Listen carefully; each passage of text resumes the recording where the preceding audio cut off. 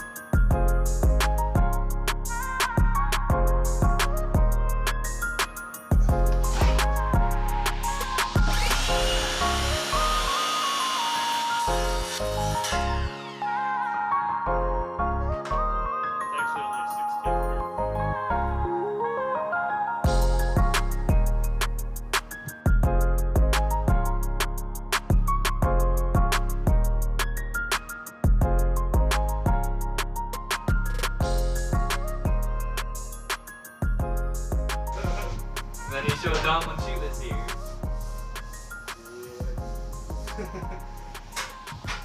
Okay, I say we do a dry fit. And a dry fit so we don't tear it up.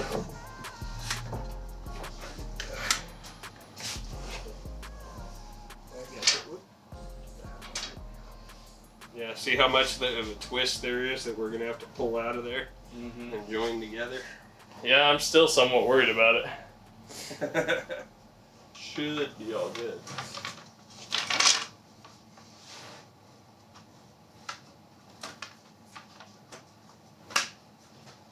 This one's actually a little tight. I'm gonna have to take a little more off it. Ooh, it's exciting!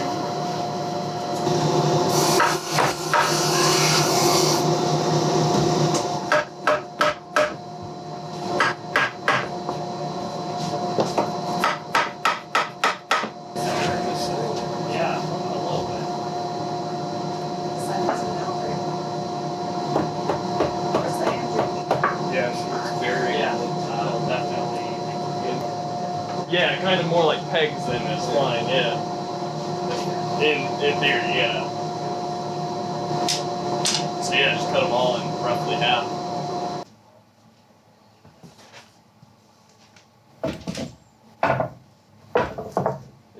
Cool. I think so. Yep. So you go.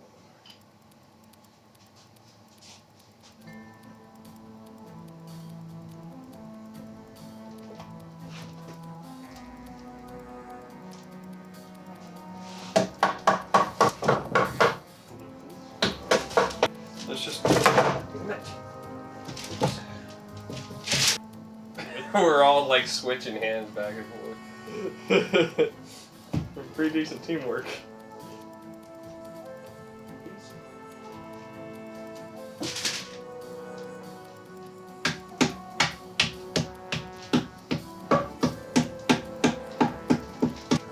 Center one back there.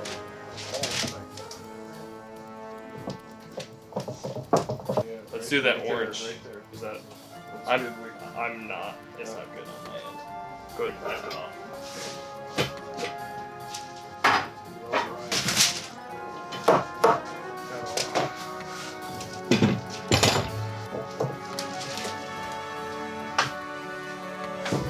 Putting them together. Or she wants to. We got enough hands. We can do it. Make him. Like that one. Oh, hang on.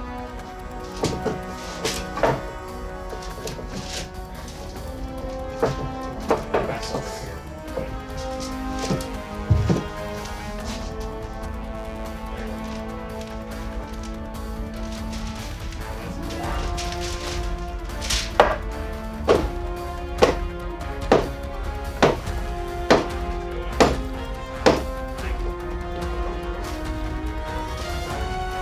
Grab the orange.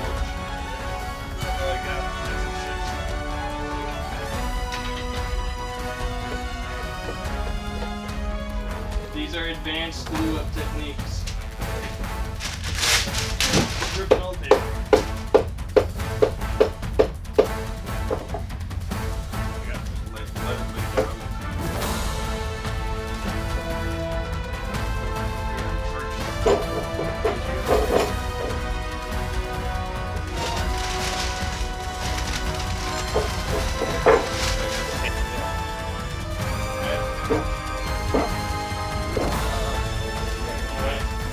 All the way down. Good. Yeah, there you go. Yeah.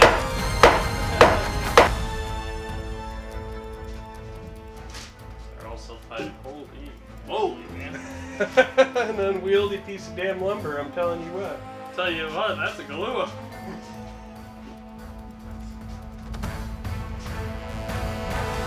That's why it's all chaotic and stressful. I'm gonna be so stressed at like unclamping this. You have to like watch yourself. Everything's like spring loaded right now. It's gonna like Pew! Lose an eye, man.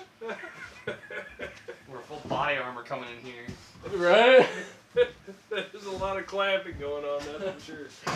But you got a good amount of ooze all the way down the joint. It looks like it's still lifting bubbles up out of it. Yeah, it's still moving a little bit at a time. Needed a bigger mallet for that. Yeah. Actually, Yeah. I was. How did that go? Well, wow. That was a lot of work. Just getting this all glued up. Went and changed some things on the fly. And, boy, it was like wrestling a tree to get these to go together.